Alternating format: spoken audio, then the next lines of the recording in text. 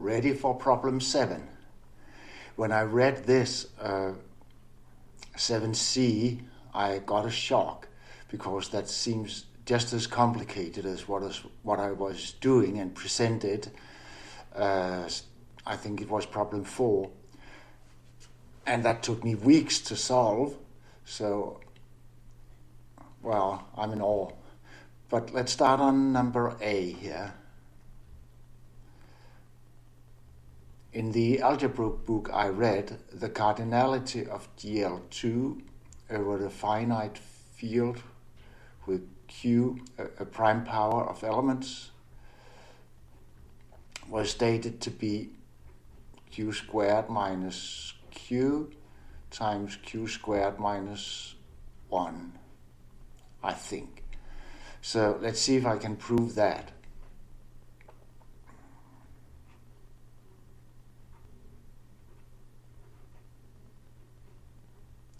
And I'd rather start with SL2.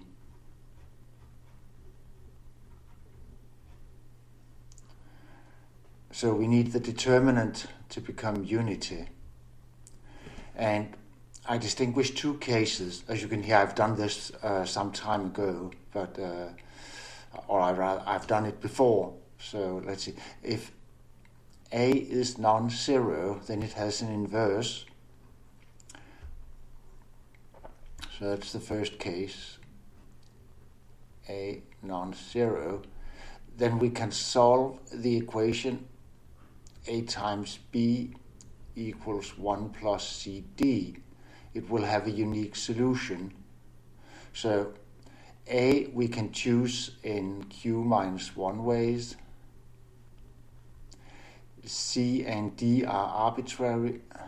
There's Q squared possibilities. If A vanishes, that's a strange way of counting it, isn't it? Well, never mind. If A vanishes, then B is irrelevant. The product of C and D need to give minus 1. So C has to be the line FQ star, the multiplicative group. And then there's only one solution for D, and B can be whatever it wants. So for B we have Q possibilities. For C we have Q minus 1. And for D we have 1. And for A we have 1. So all in all we get Q minus 1.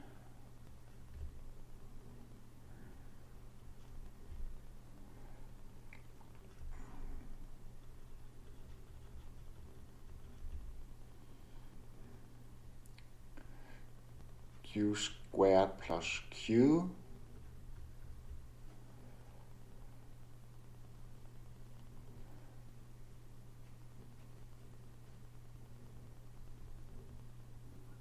shouldn't it be a fourth order polynomial?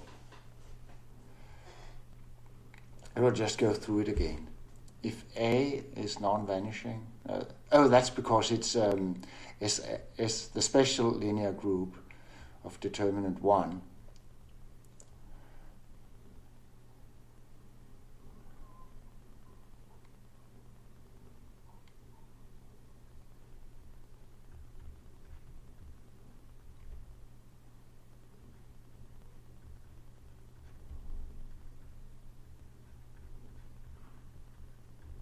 There we go. And then GL2, so that was SL2. And then the cardinality of GL2.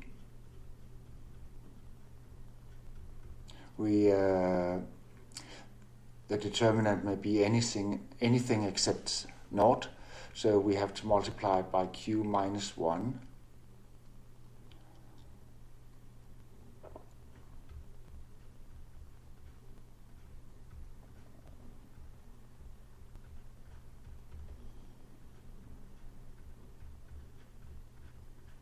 That gives the formula of my algebra book.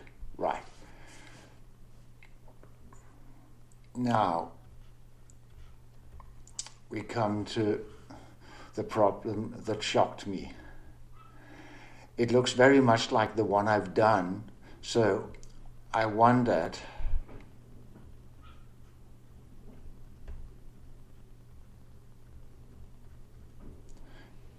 that's the one I did.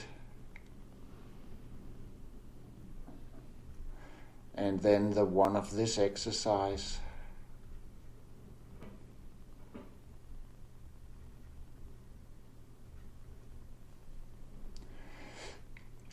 Maybe it's possible to make a rational transformation then the structure of Q3 will be the same as the one I already found. So my heart is not in it to do it all from scratch again.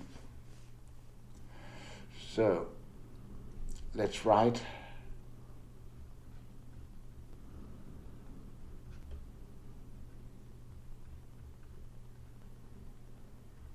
and see what we get.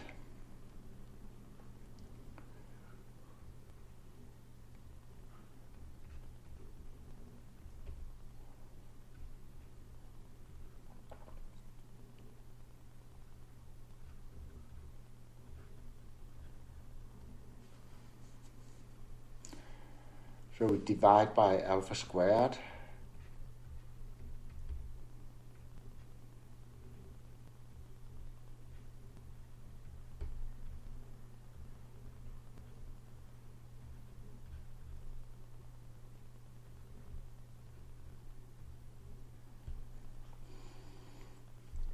And then I wonder if we can choose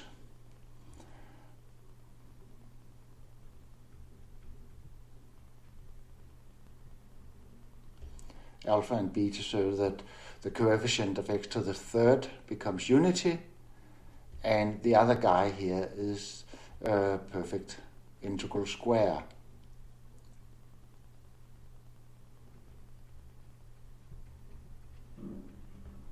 Which means that beta equals alpha n squared. Let's insert this in this guy.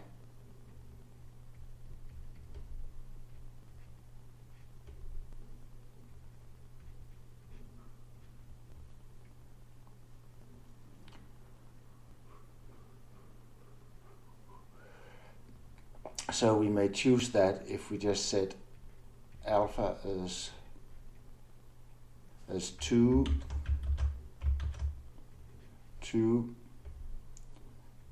alpha to the third n to the third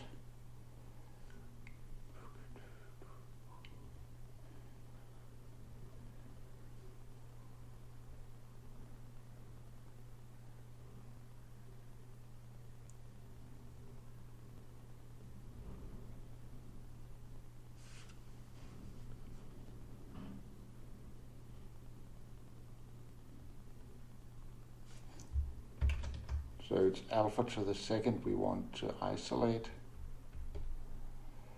This one divided by 2n to the third.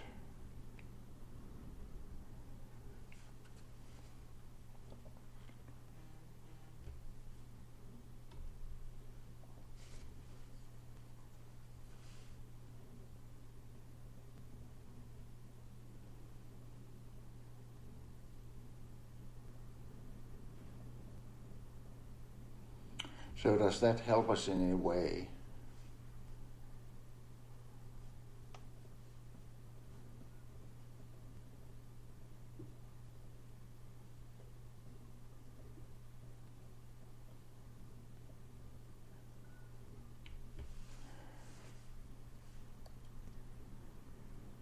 Well, I think we'll have to do the hard work. I don't have the heart to start doing it now.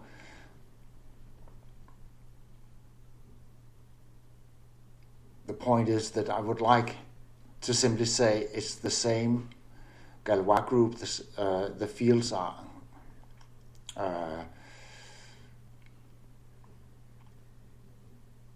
isomorphic, and it's the same Galois group, But I don't know how to state that, or I know how to state that, I don't know how to prove it. So I'll need an idea, and it was my alarm sounding before. I have to go to an Easter lunch here, 150 kilometers away, so I have to leave in half an hour. So I'm stressed for time, but I think we can work on D, provided it is the same map in DL2 F3. In that case, we already know the representation.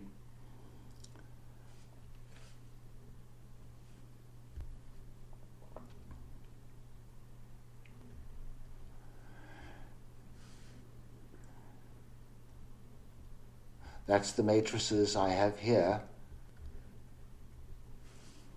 So it's the semi-dihedral group of 16 elements, and it consists of the powers of B,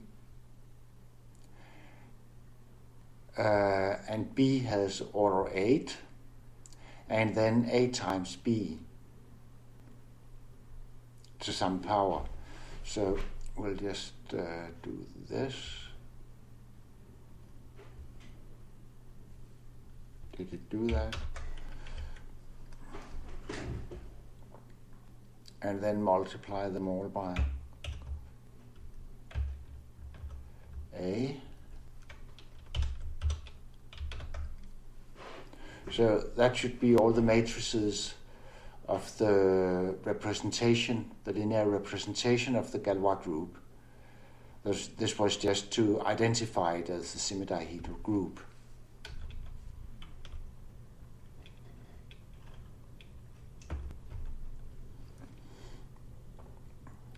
So we need a matrix not in this group, a matrix of order 3, and I think I know one.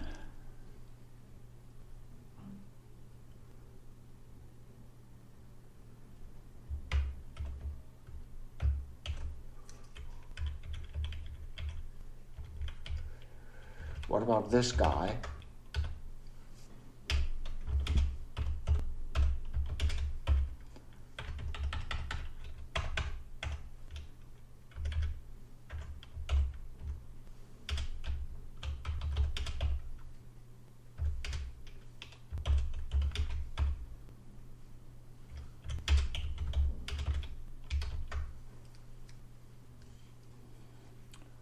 I was wrong there.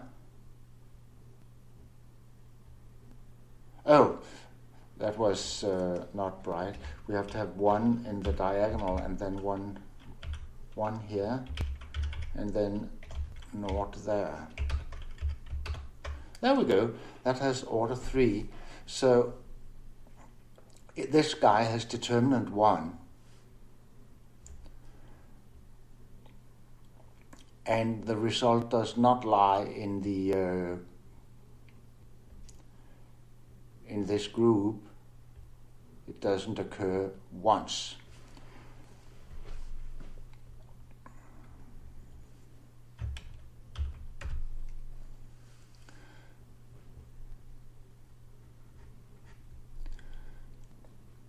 So we have omega 1 and omega 2.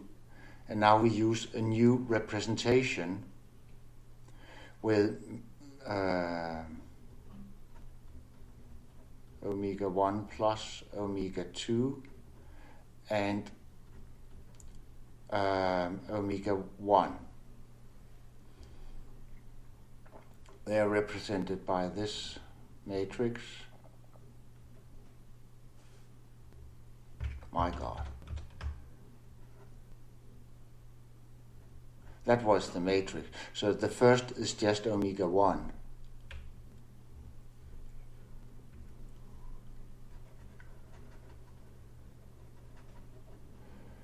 And the other one is omega 1 plus omega 2. And they obviously span the same lattice. So now the question is just to prove that this basis doesn't occur by one of those of the semidihedral group, and we have to have 1 naught. It occurs here in the unit, and and here in 1 point minus 1. So that basis is not generated by this representation. But that all requires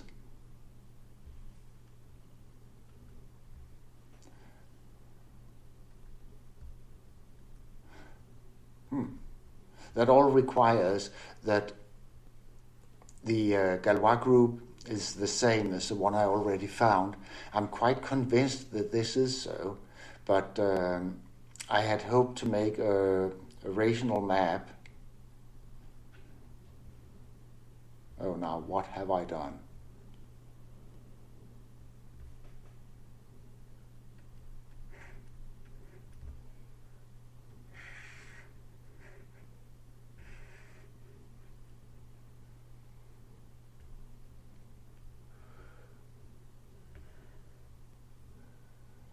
I'd hoped to make a rational map between an automorphism couldn't be, of course, but a map to show that the Galois groups had to be the same. I'll just have to get an idea on that, and then I'll return.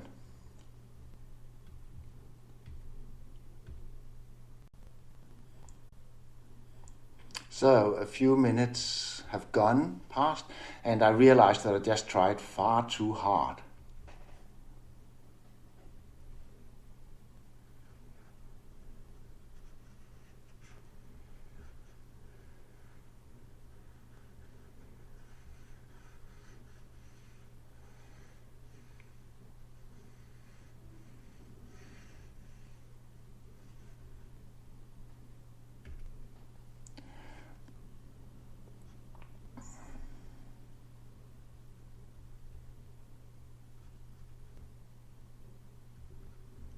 This was the guy I tried, and the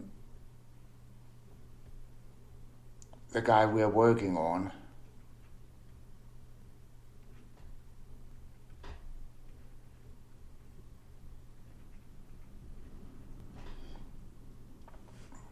so if we just set y equals to 2 or 1/2 y mark,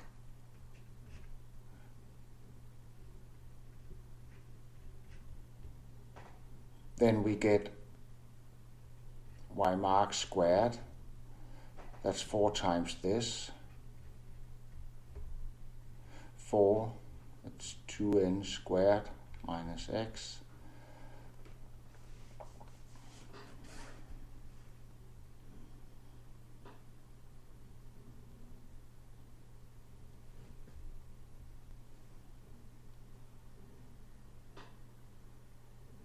I'm losing it a little because they have shown in the book that the x values of this guy of order 3 are n times, and then there are 4 numbers.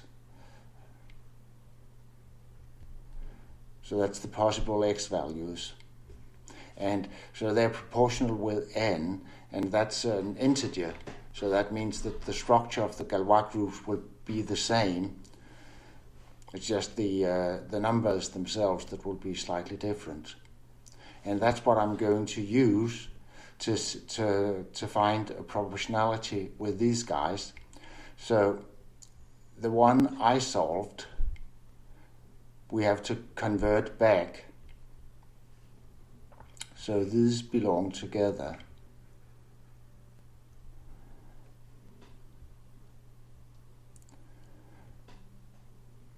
So we should have, I don't know how we do it really.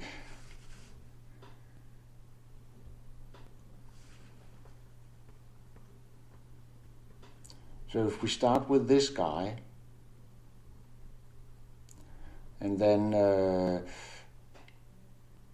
set y to 2 y mark,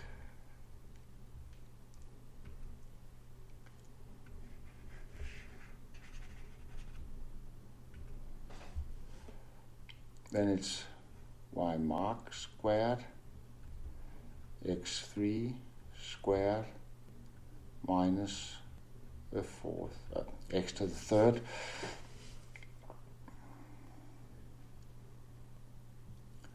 and the solution to this, or the points of order 3,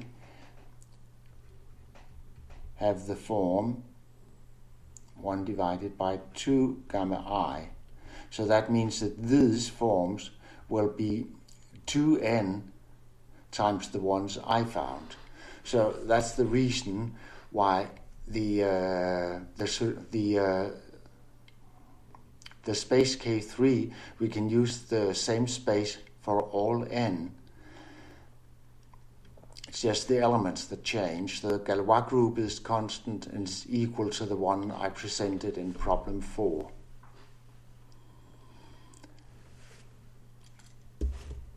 And it's amazing that they pose this as a problem without any additional hints or information. I was certainly totally unable to do it offhand. It required quite a lot of study of the groups and also work on cyclic extensions and everything. So, well. That was a tough guy, and I'm so lucky that I did the right study to enable me just to say, oh, I've already done that. Hello, back again. April the 14th, a few days after the first recording. I failed to prove one final point which I'll work on today.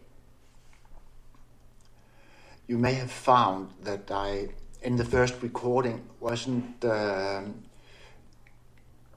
didn't have the heart to do all the details properly, so I don't know if I missed anything.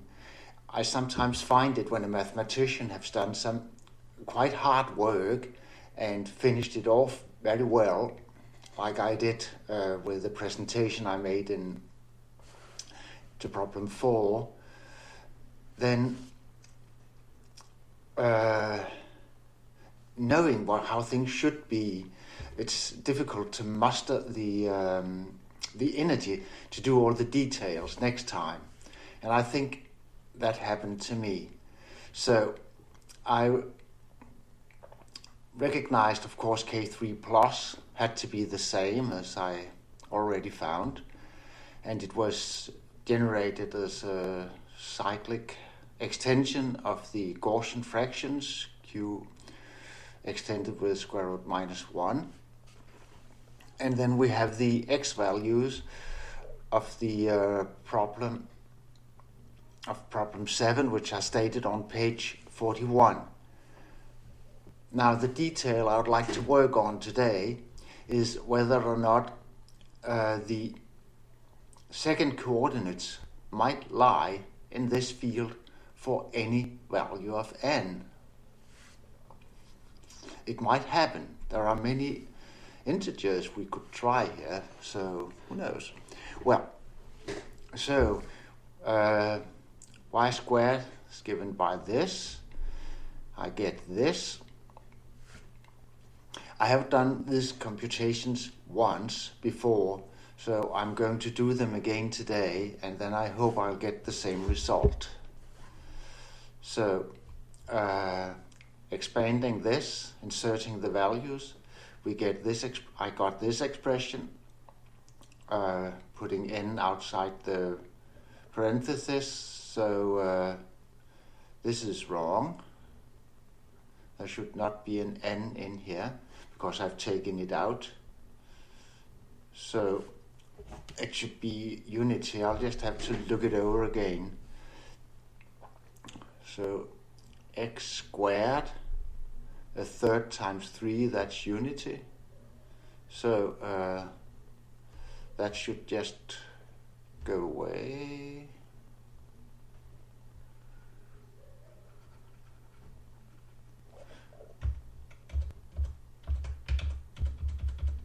There we have it.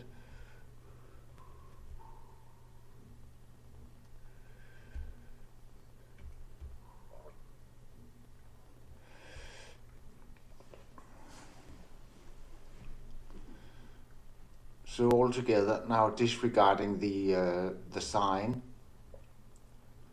which we can because we already have q extended with square root minus 1, so it's not interesting.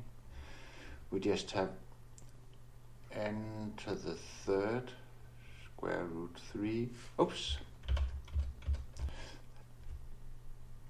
This cancels, so we get 6/3, that's 2/3.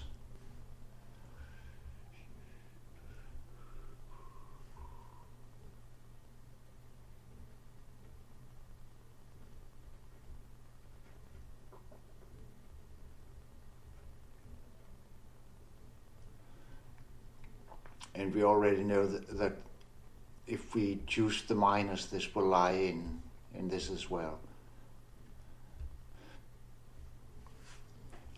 And then we have to express this in power as a function of t instead of this square root.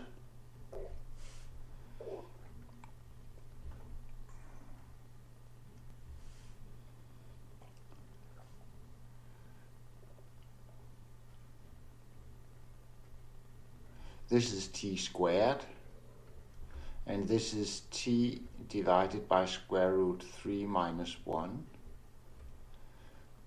which we have up here.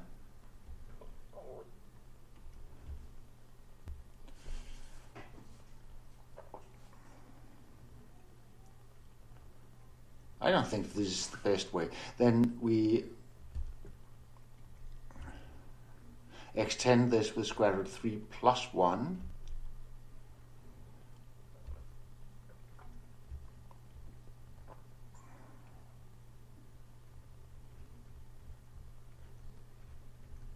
And t to the third. And then square root 3 plus 1 divided by 2.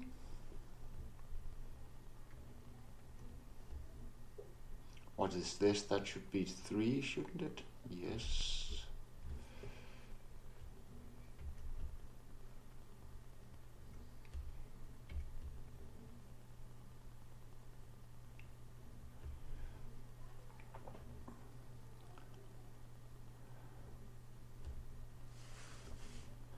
And then we just take it out in 2 expressions and then extend, write square root 3 as in terms of t squared.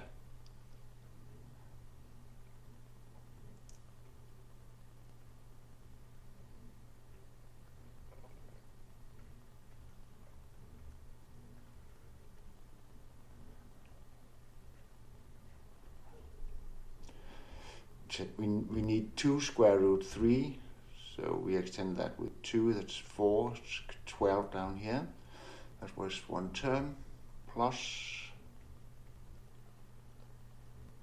and third, 3, t to the third, 6, t to the fourth equals 12.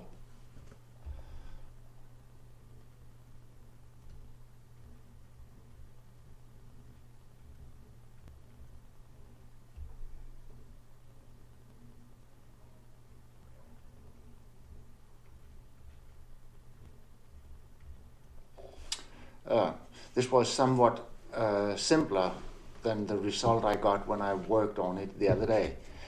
But the result was the same, that we got something times t and something times t to the third power.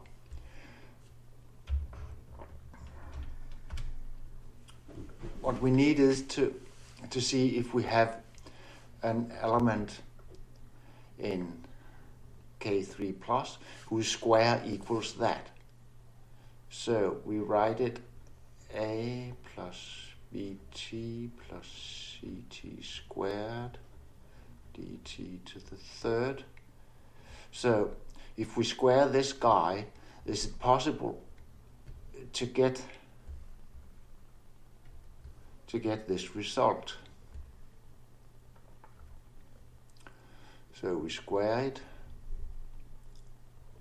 a squared plus, and then t to the fourth equals 12.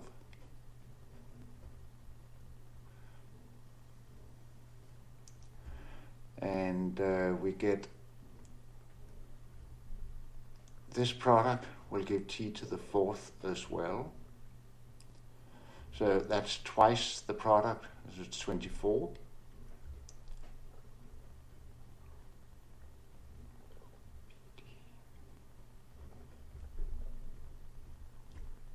And then t to the first, we get,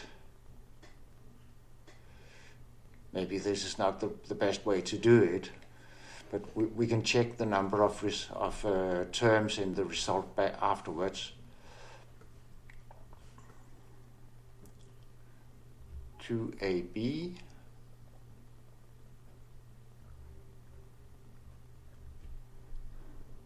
and this should give t to the first 2cd times 12.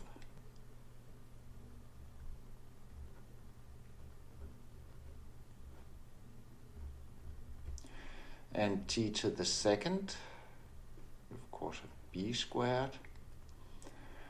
And d to the sixth, that's d squared.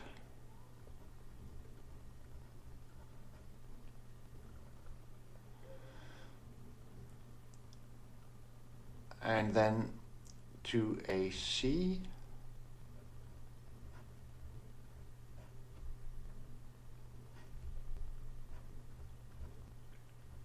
and d to the third, AD and BC.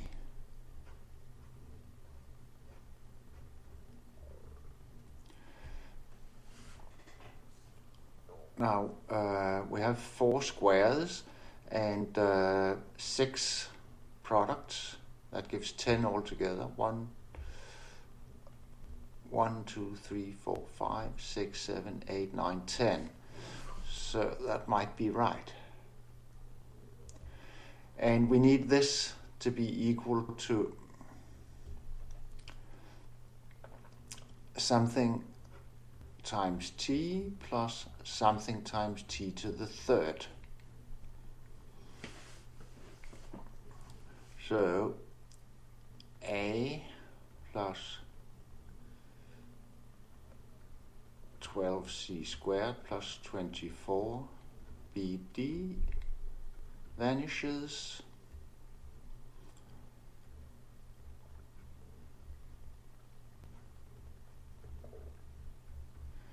That was the first one, n to the third.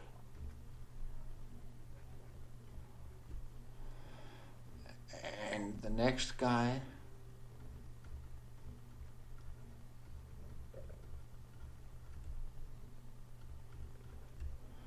and the third.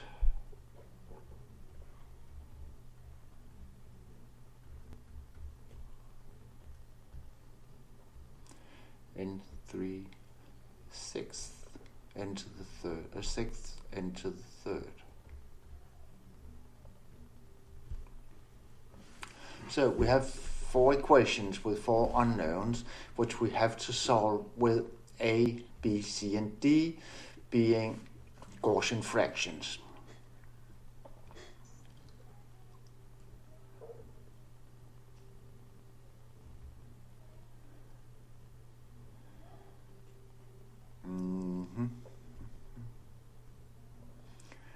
What I noticed was the structure of these 2 equations being quite particular. If we consider this to come as a square of a plus 2 square root 3c,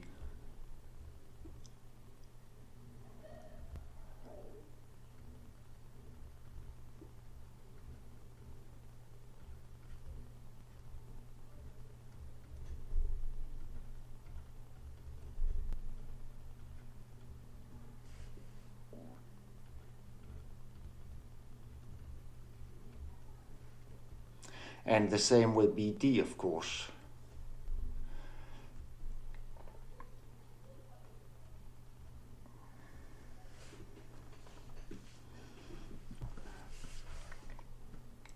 So if we could multiply, if we could add these two in such a way that we got two squares, would that be possible?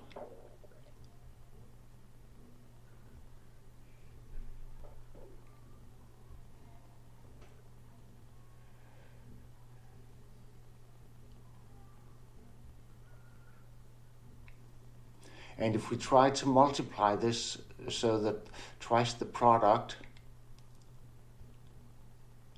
of A and C, that should be 4/3 AC. So we should multiply this one by 2 square root 3 and then add.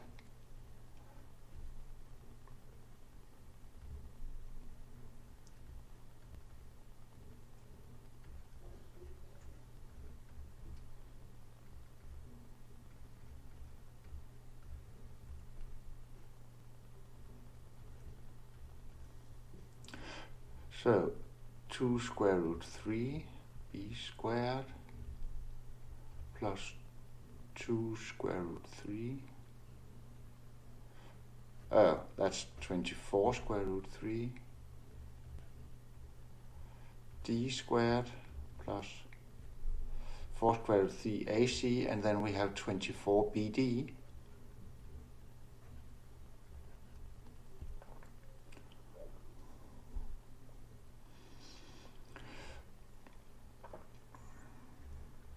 This, of course, equals A plus 2 square root 3,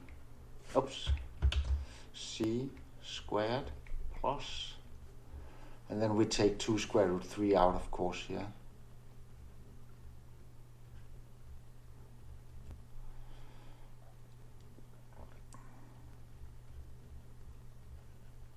That's where we came from, silly me. And then 24 divided by 2 square root 3, that's 12 divided by square root 3. That's 4 square root 3, isn't it?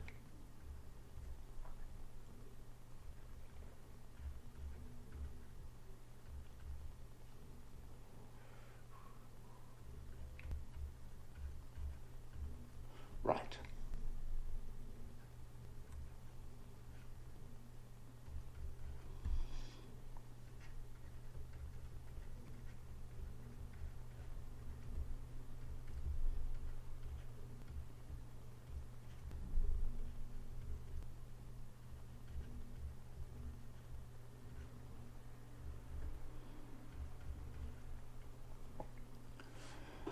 And that means that these two guys have opposite signs.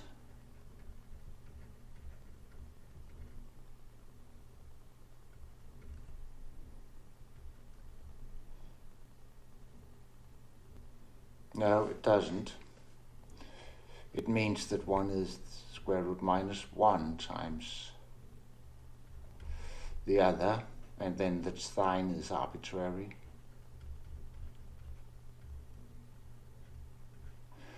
See, that was my idea, that I was able to make this, which is kind of a miracle. And now A, B, C, and D are Gaussian fractions. So that means that square root 3 here, so we are working in the Gaussian fractions extended with square root 3. That means that the base field here must be equal, and the coefficients to square root 3 must be equal. So from this we get that A equals plus minus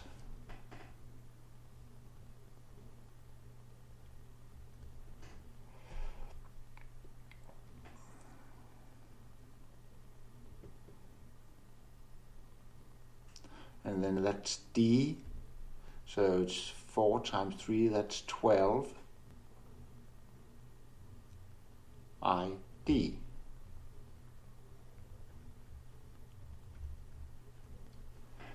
And the same with C.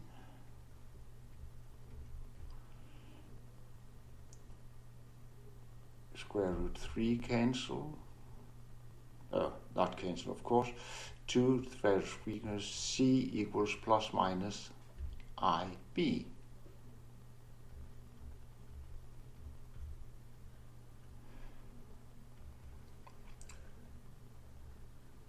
This is almost incredible that it was possible to derive such equations. I have 2 equations with 4 unknowns, and then we actually find out that they imply this relation. Shocking. But this is, of course, what we get only from the sum. So we could insert this in either of these, on both of them, and see what that would give. I think we should insert it in both of them and check that it does give the same. So I'll just pause and write it on the next page.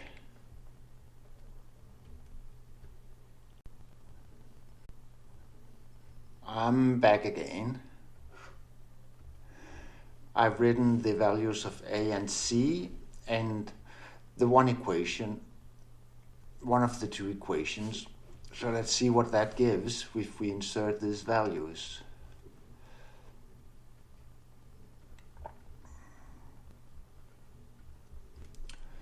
Two AC, so it's a plus minus. 4 BD. I squared gives minus 1, so it's eaten by all these plus minuses. This is a homogeneous equation, so of course it's possible that D vanishes, otherwise we define B divided by D we call X, then we get the equation x squared plus minus 4x plus 12 equals 0. And this guy has a discriminant 16 minus 4 times 12 minus 32 minus 2 to the 5th. So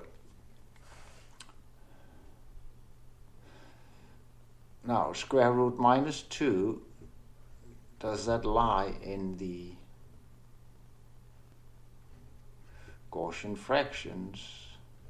No, it does not. 2 actually splits as a prime, but it's I squared times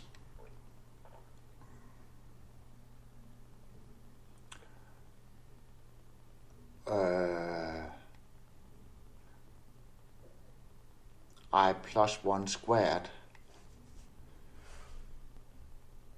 How is that? Oh, that's a little weird.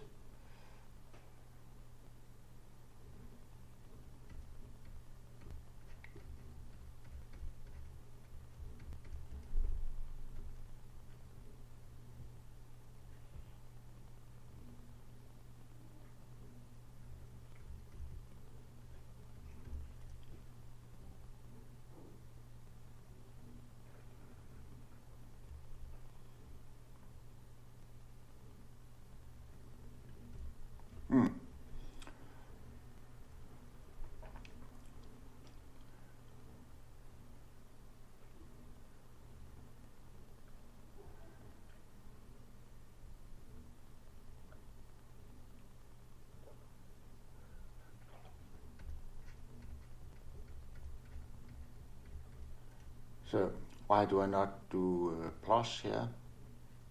So that gives 2i, so it gives minus 2. So that means that we actually have solutions here lying in the Gaussian integers.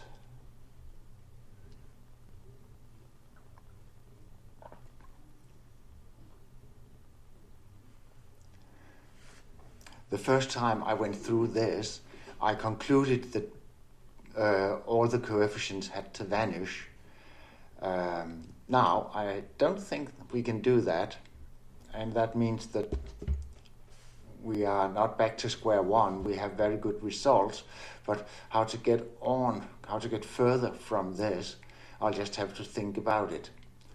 So we actually get b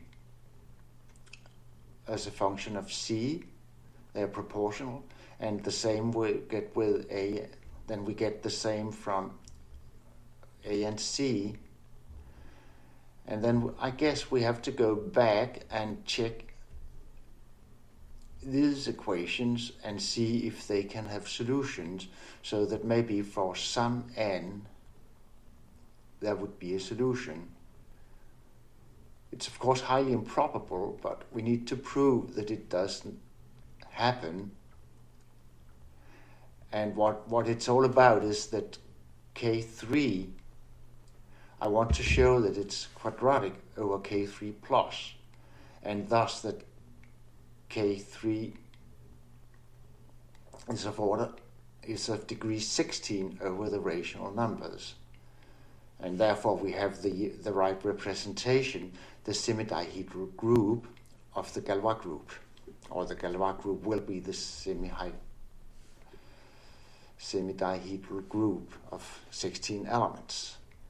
So that's where it stands now. So I'll make a break and then look a little at it. I need to be somewhere for lunch. Oh, that's the second time that happens. At 12 o'clock, and it's now 11:30 almost, so maybe I won't be able to finish it today, but we'll just try to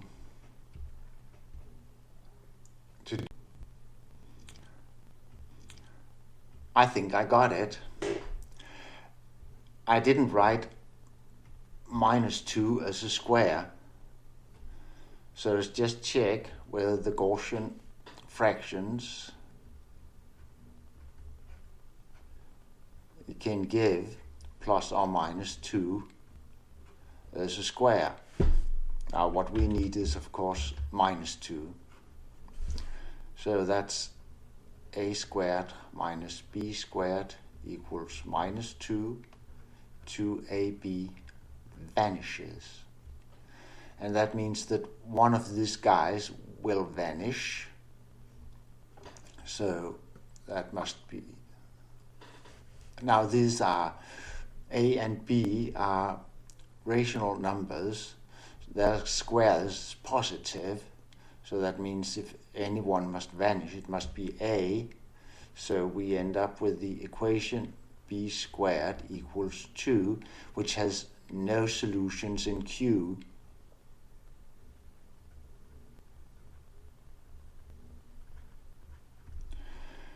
So that means that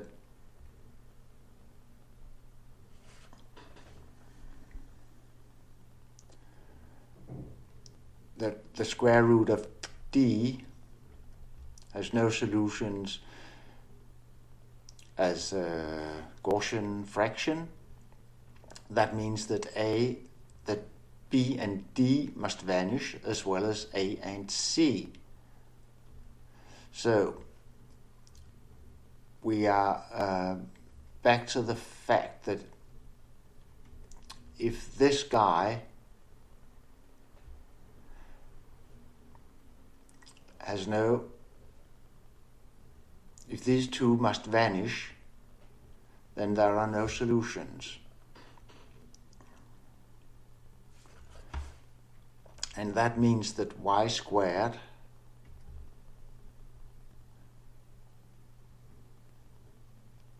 fails to be the square of a number in K3 plus. And therefore we can finally conclude that K3 has order 2 over K3 plus. And therefore all my conclusions of the first part of the video actually holds. Thank you.